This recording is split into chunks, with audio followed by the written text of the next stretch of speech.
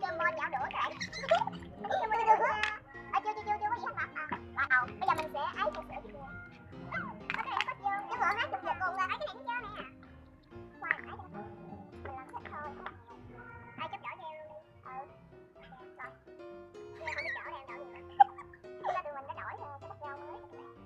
Mình rất là đặc biệt. Con nào cái sữa nó đặc biệt là không có chảy được đúng không?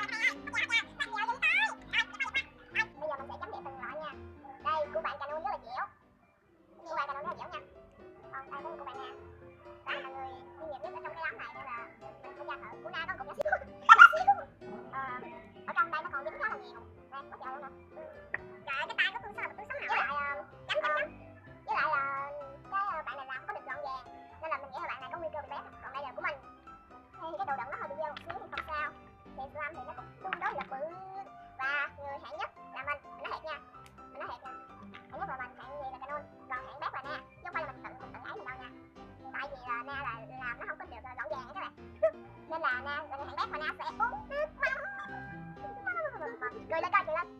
Yeah, được uống nước nóng rồi. Yeah, được uống nước nóng rồi.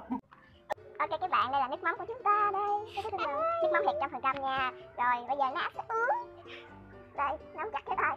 1, 2, 3. Lẹ lên. Một miếng. Nuốt.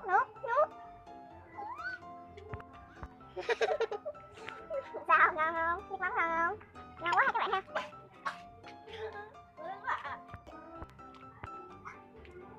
Và thử thách làm tụi nào của chúng ta đến đây là kết thúc nha các bạn. Thích thì hãy nhấn một like và đừng quên đăng ký nha. Bye bye các bạn. Bye bye.